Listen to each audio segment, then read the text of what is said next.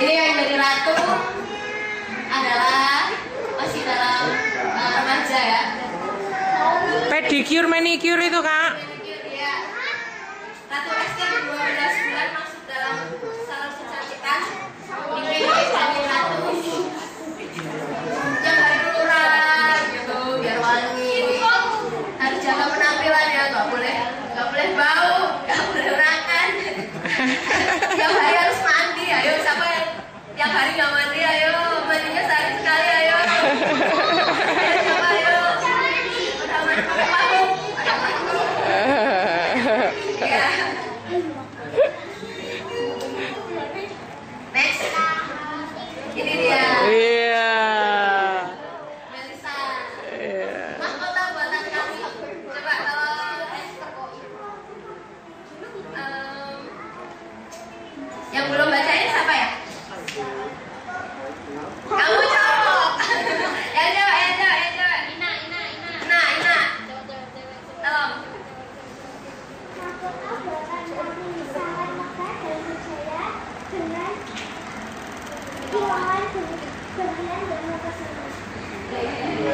Iya. Ini adalah Ratu Esther yang terpilih jadi ratu, lalu dia dilantik jadikan mahkota. Iya. Cantik ya. Mahkota berlian. Dia sudah dewasa ya. Nathan, perhatikan. Next.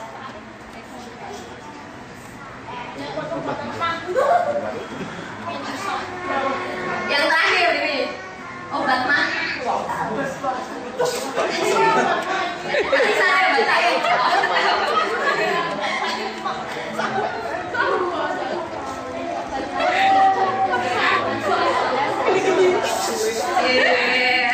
Kalau mau puasa iklan ini ya. Siapa yang mau beli obat mah? Biar gak sakit perut nanti waktu puasa. Kesimpulannya adalah dirang produk-produk kami gitu. Beli 5 dapat diskon. Kesimpulannya adalah untuk menjadi seorang yang sukses, untuk menjadi seorang ratu itu nggak mudah ya, jadi semuanya berproses dari awal kecil. Si Esther ini tanpa orang tua, tanpa papa mama, dia diasuh oleh sepupunya Mordekai. Dia harus ikut aturan-aturan istana yang membosankan, rapat-rapat yang membosankan gitu. Dia harus lurah tiap hari, harus wangi, nggak boleh yang bau-bau itu. Lalu harus jaga penampilannya tetap cantik. Si Esther juga menyuruhkan puasa 3 hari lamanya untuk keselamatan bangsanya. Untuk keselamatan bangsanya. Dia juga rela mati gitu, mempertaruhkan nyawanya demi bangsanya.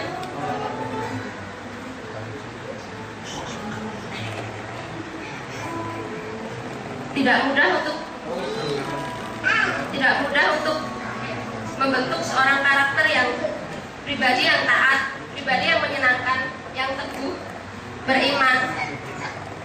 Semuanya itu karena Tuhan ya. Semua keselamatan tuh adanya karena Tuhan. Nah, untuk ayat hafalannya kita buka sama-sama di Amsal 15 ayat 33. Takut akan Tuhan adalah pendidikan yang mendatangkan hikmat, dan kerendahan hati mendahului kehormatan. Pastikan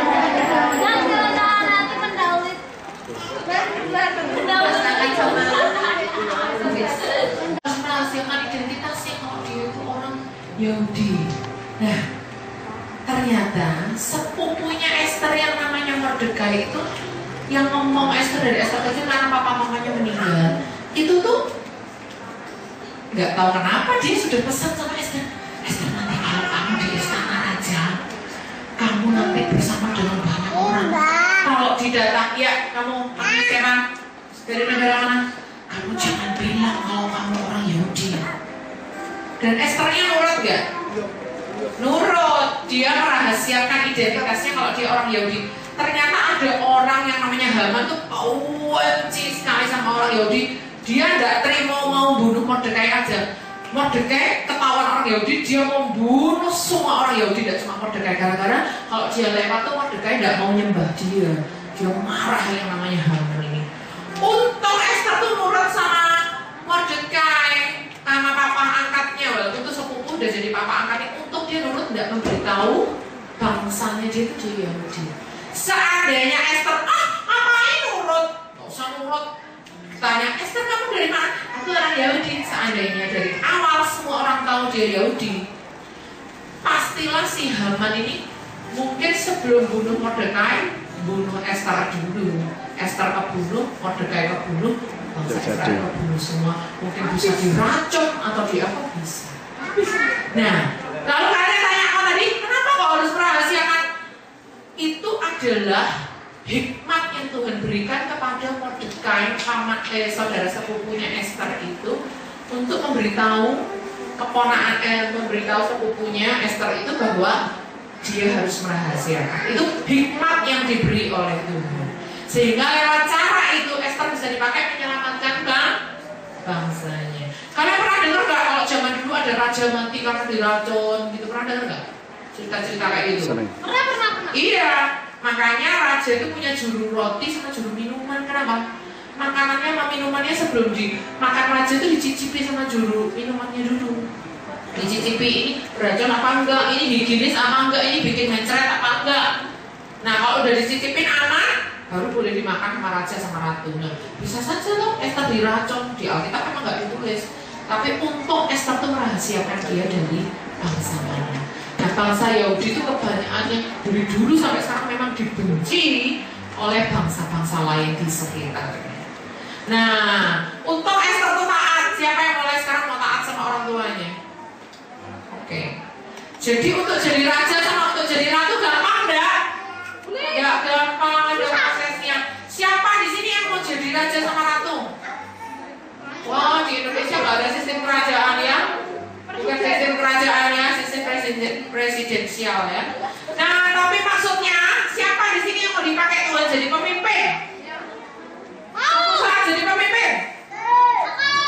Mau? Nah, kalau diproses oleh Tuhan lewat kejadian-kejadian yang gak enak, nurut, taat, jangan mengeluh, jangan kecewa sama Tuhan, jangan berontak sama Tuhan. Misalnya, Chris kasih contoh misalnya ya. Misalnya contohnya, pimpin sini pimpin, kasih contoh. Wah, misalnya pimpin. Pimpin ini dia sedih sekali. Kenapa? Misalnya cuma contoh, papa mamanya itu mau bercerai. Tapi enggak ya Pak Haryanto, enggak bercerai ya enggak ya. Ini cuma contoh di luar sana di Jakarta, di mana-mana. Bukan Jakarta, di luar negeri, di Amerika gitu ya. Banyak orang yang mau bercerai. Nah, pimpinnya gini. Apa? Kok enak aku enggak suka aku lahir di keluarga ini kok ya aku lahir di keluarga yang lain yang rukun-rukun yang papa mamanya rukun kok gitu. Tuhan kok mengizinkan bapak mamaku bercerai. Aku sebel aku sama Tuhan. Tuhan kan bisa mencegah akhirnya kok terjadi juga. Marah sama Tuhan, kecewa sama papa, kecewa sama mama, gak mau belajar lagi, gak mau mandi, gak mau sisiran, gak mau berteman malu, gak mau sekolah. Akhirnya lama-lama gila. Nah, jangan seperti itu. Harus tetap mengucap syukur. Kalau seandainya itu terjadi sama kamu, apa yang harus kamu lakukan? Berdoa. Untuk apa ya? Untuk orang tuaku. Supaya mereka tidak jadi bercerai. Betul. Nah, gitu ini baru mental pemenang. Suatu saat bisa jadikan Tuhan seorang pemimpin. Amin. Amin. Sekarang contoh lagi, coba sini. Ini cuma contoh aja. Dalam nama Yesus tidak terjadi ya. Tidak terjadi ya. Cuma contoh. Ferry ini mengidap suatu penyakit yang tidak bisa disembuhkan. Penyakitnya misalnya leukemia. leukemia, kanker darah. Oh, untuk dia sembuh itu katanya dokter dia harus dioperasi, harus mengalami transfusi darah, butuh biaya yang sangat banyak sekali. Nah, kira-kira Tuhan bisa menyembuhkan nggak? Bisa. Kamu percaya nggak? Percaya. Tapi pada saat mengalami sakit itu enak nggak? Harus masuk rumah sakit, harus diinfus, harus ke dokter, harus menghabiskan uang banyak, bikin papa mama susah, seluruh keluarga sedih, rumahnya dijual, motornya dijual, semua dijual untuk kesembuhan. Kira-kira kamu gimana? Nggak enak. Tapi ternyata lewat peristiwa itu, ada mujizat sembuh. Semua orang luar biasa, kanker darah bisa sembuh lewat mujizat. Tiba-tiba dokternya melongo, semua hasilnya kok luar biasa. Nah, kamu akhirnya lewat pengalaman itu punya pengalaman berharga. Apa itu pengalaman? Mengalami mujizat kesembuhan. Ya, ada tepuk tangan. Nah, pengalaman itu berharga sampai dia besar nanti Tuhan akan pakai dia menjadi pemimpin yang beriman, yang percaya bahwa di dalam Tuhan tidak ada yang Mustahil. Oke. Nah, baik Kak Fian maupun Kak Intan mau men-sharingkan pengalaman-pengalaman yang nggak enak dalam hidupnya enggak? Ada nggak yang mau di-sharingkan? Oke Kak Fian, beri tepuk tangan Kak Fian.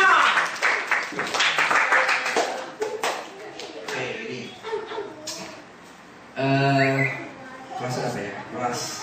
Waktu Kak Fian kelas 3 SD, mungkin ada yang nggak tahu, ada yang nggak tahu. Kak Fian kelas 3 SD itu Kak Fian, iya aku masih kecil.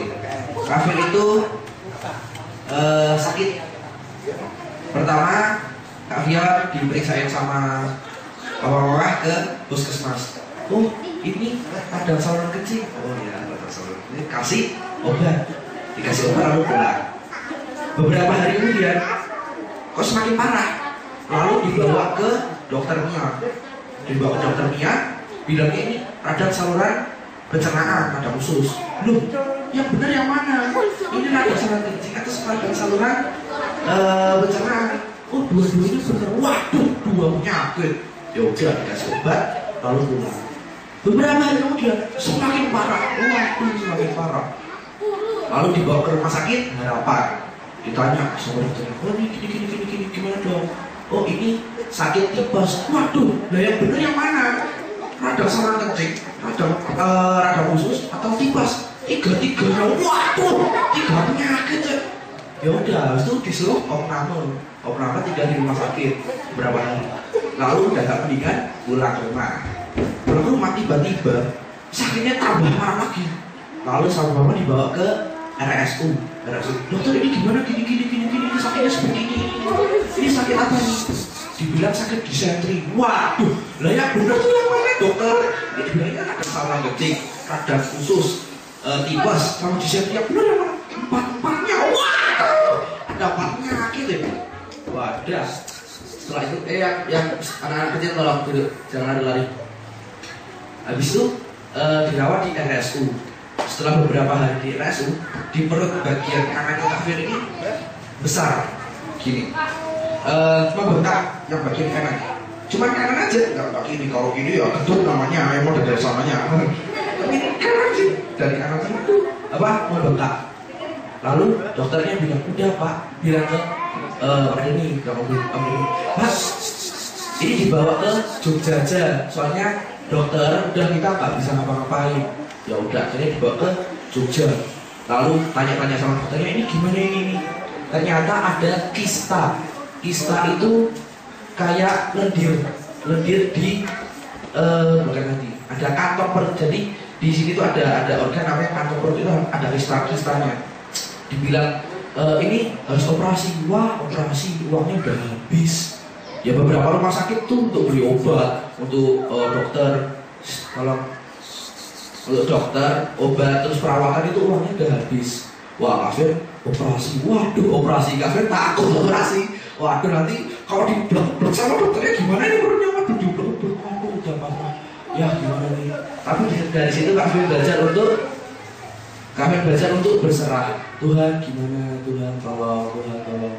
Di situ jujur Kak Fion udah istilahnya udah hampir mati, udah sekarat, bener sekarat. Katanya mama sih, katanya Kak Fion, Kak Fion tuh udah kurus, katanya kan tidak sadar sampai gitu. Ya udah, setelah divonis operasi, ternyata Kak Fion dinyatakan sembuh. Waktu dicek ulang, Pak ini gini, wah ada gejala awal tuh udah hilang. Mulai ada perkembangan, Kak Fion udah mulai suka makan, habis sudah mulai ketawa-ketawa. Ya dulu Kak Fion waktu sebelumnya nggak bisa ketawa. Terus Kak Fion udah bisa kentut. Bayangin Kak Fion itu berbulan, 1 bulan di rumah sakit itu nggak bisa kentut. Bayangin, makanya kalian harus bersyukur, mengucap syukur kalau kalian bisa kentut. Kadang-kadang kalau di ruang TV pasti nonton. Jangan mengeluh. Bersyukur kalian bisa kentut. Kami menghabiskan berjuta-juta uang itu hanya untuk bisa kentut. Jadi kalian bersyukur kalau kentutnya itu wow, bersyukur itu. Nah dari situ akhirnya Kak Fion pulang dan sampai sekarang akhirnya perutnya Kak Fion tidak dikublak-kublak sama dokter, tidak di apa-apakan, masih original. Nah dari situ kami belajar untuk apa? Berserah, tidak putus asa. Kak Fion, ya ini prosesnya yang Tuhan kasih untuk Kak Fion supaya Kak Fion tetap beriman sama Tuhan. Semua itu ada prosesnya. Oke. Haleluya. Ibu Intan juga mau bersaksi. Kelas 3 SD, ya sekitar pas ya. Nah itu tuh divonis dokter, tadi gini, kalian tuh ketawain teman yang sakit, wah ketawa. Lando mundur. Ternyata Bawa usus buntu. Nah, Tante Intan ketawain aja, taunya Tante Intan yang kapingkal jatuh pingsan, bawa ke rumah. Terus besoknya olahraga jatuh pingsan lagi, kesakitan, terus diperiksa, katanya apa? Usus buntu. Belum usus buntu. Katanya itu sakit di daerah peranakan. Dibawa ke rumah sakit Immanuel di sana.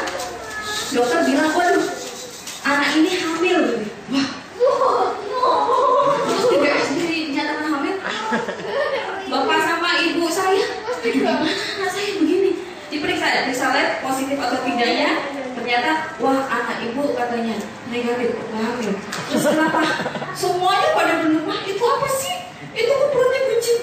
Saya bilang itu orangnya lagi hamil kok. Saya diperiksa di tempat hamil, tapi bisik-bisik dokternya anak ibu begini. Nah, diperiksa ada penebalan di rahim. Setelah itu dicek lagi salah terus dokternya. Terakhir langsung dipencet perutnya. Oh ini ternyata usus buntu. Usus buntu itu sakit, sebelah kanan sakit sekali karena masih kecil kan nggak tahu. Nah akhirnya saat itu Tante Intan mulai mau dioperasi itu berdoa rajin. Terus waktu itu ditemuin sama pastor ke rumah sakit, senang sekali.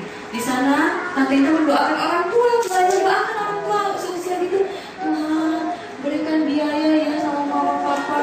Karena Tante Intan tahu operasi itu besar biayanya.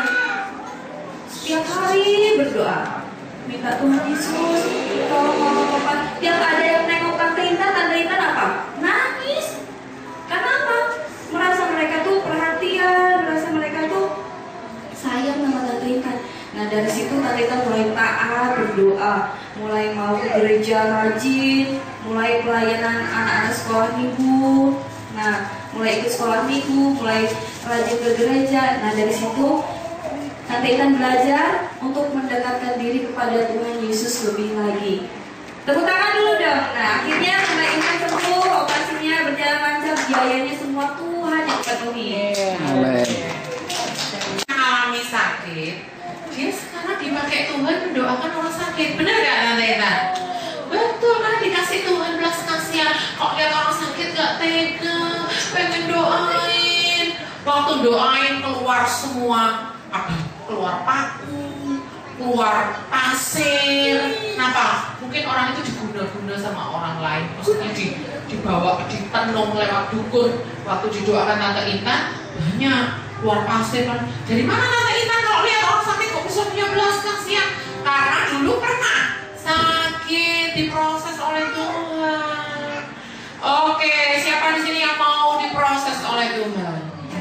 menjadi seorang